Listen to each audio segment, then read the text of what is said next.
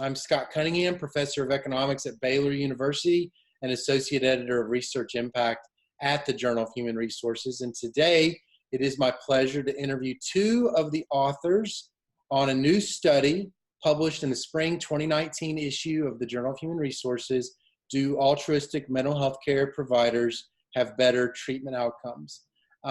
Welcome to the JHR Threads. I was wondering if you could start off and introduce yourselves to me and tell me where you're from. Okay, my name is Minke Remmerswaal and I'm a health economist from the Netherlands.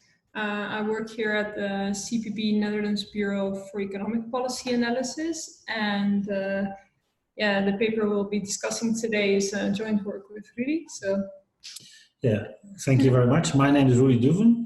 I work also at the CPB Netherlands Bureau for Economic Policy Analysis, and I think for foreigners it's best to compare with CBO, for instance, with the United States. Our institute is similar to the CBO in the United States.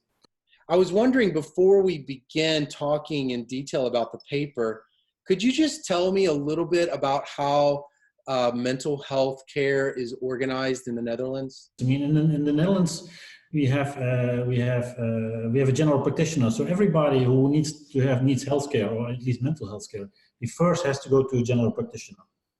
So then the general practitioner, he checks your bill, how sick you really are, and then he refers you actually to a mental health care first. So I think that's the main line.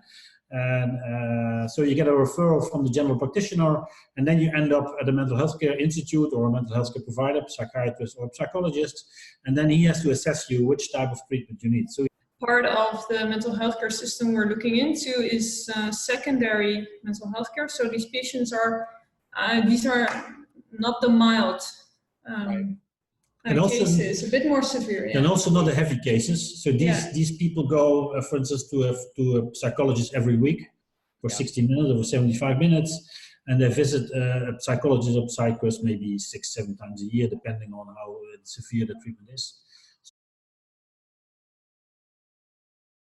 Each provider, when a patient comes to him, they sort of write down all the time that he or she spends on the patient. So they write down all the time, and at the end of the treatment or at the end of the year, they just sum up all the time they've spent on the patient.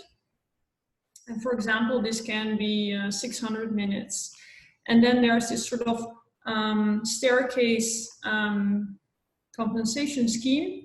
Yes. And depending on the time, they will get some kind of compensation or reimbursement.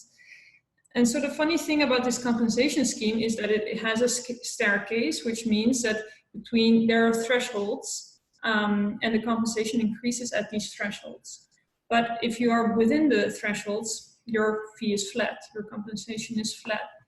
And if you're able to look at the figure, this really gives some kind of incentive to prolong the treatment, because, for example, if the threshold is at 800 minutes and you're just finished treating the patient at 750 minutes, well, you only need 15 minutes more to get a much higher reimbursement. And we're talking about roughly 1,000 euros or more. Yeah. So that's a huge step in compensation-wise for just a few minutes more.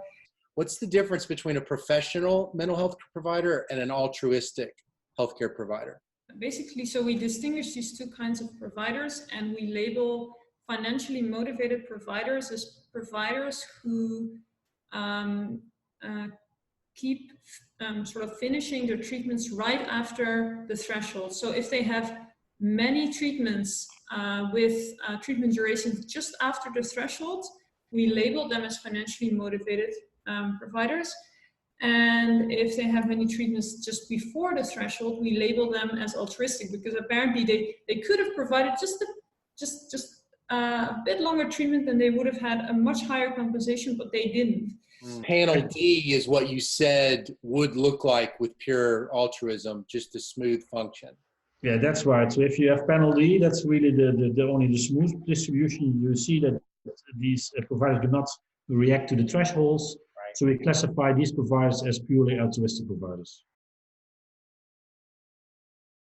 So the great thing about our data is that it's administrative, and so there's so much variation in so many employers, providers, and patients.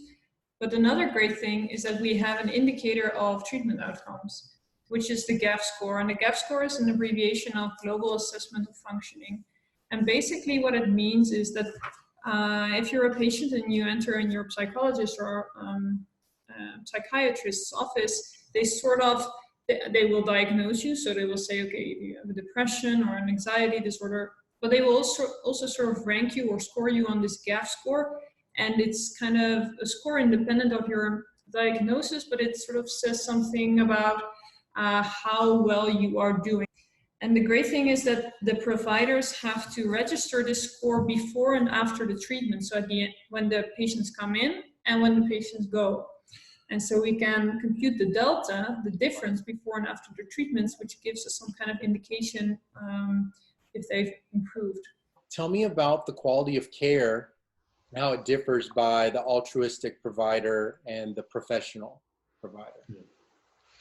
So what we now did, actually, we run a regression where we had the delta GAF. So that's the difference between the outcome before a patient comes in and when a patient leaves the office at the end of the treatment. And then we see actually that for similar type of patients, one out of 10 patients, the altruistic providers, they perform actually better. Yeah. So they give a slightly higher outcome on the delta GAF score. Yeah. And this, of course, this doesn't necessarily mean that they are better. It could also be that they treat patients longer. Because if you treat patients longer, you can have better outcomes. But lucky enough, I mean, this was just, I think, just luck for our study. They treat also patients shorter. So similar patients that treat patients shorter, which is simply luck. And then, because they treat patients shorter and they have better outcomes, we can simply say that they treat patients better. Yeah. This is, in some sense, is very worrying. Yeah. Yeah. Because if you look at these altruistic providers, these are the providers you want to have in your system. Yeah. These are the providers which you would like to have to treat your patients. Yeah, you want to reward them. But what you now see is these providers, they do a better job and get paid much worse. Right. Whereas the other providers, which are the financially promoted ones, they simply exploit the system and do a worse job. So they get much more paid per minute. And so this is actually just the other way around, which you would like to see. What I'm wondering is, it's not like you're saying because you have a stepwise function, it harms the patient. No, right? It's saying true. The stepwise function allows you to identify different types of people, and these different types of people provide different care. That's right, correctly. So does that mean, though, that something is wrong with the compensation scheme, that it allows that it makes it so attractive to these professionals? Well, what you could do actually, you could do a nice experiment, which you could change the thresholds. Yeah. So for instance, you could trigger these financially motivated providers. You could simply change their treatment behavior, because if you would change the threshold from 800 minutes to say 600 minutes, yes, then they would probably end all their treatments at 600 minutes. Yeah. So then they would have a lower compensation. So I believe here that we can actually more or less steer these financially motivated providers with these thresholds and with the system, whereas it's difficult to steer these altruistic providers because they simply do not care about it. They just ignore those thresholds anyway. We just tend to think of doctors as just these providers of healthcare, and we don't think about them as being so strategic. Yes. I think this is a nice observation. Yeah. So what you see here is that there's so much variation in how people behave. That's what you mentioned. This makes it also very complicated to design a payment system, because ideally you would, for every type of person with different characteristics needs an own payment system, which would be optimal. Because you have so much variation, it's very difficult actually to build a payment system which is correct for everybody. Right. And so even if we change the system, it's very impossible to do it on a single, because we don't have the information in the first place. But in the second place, it becomes too much complicated. Well, this was really, this is such a fascinating study. And in my opinion, it's just really an important study.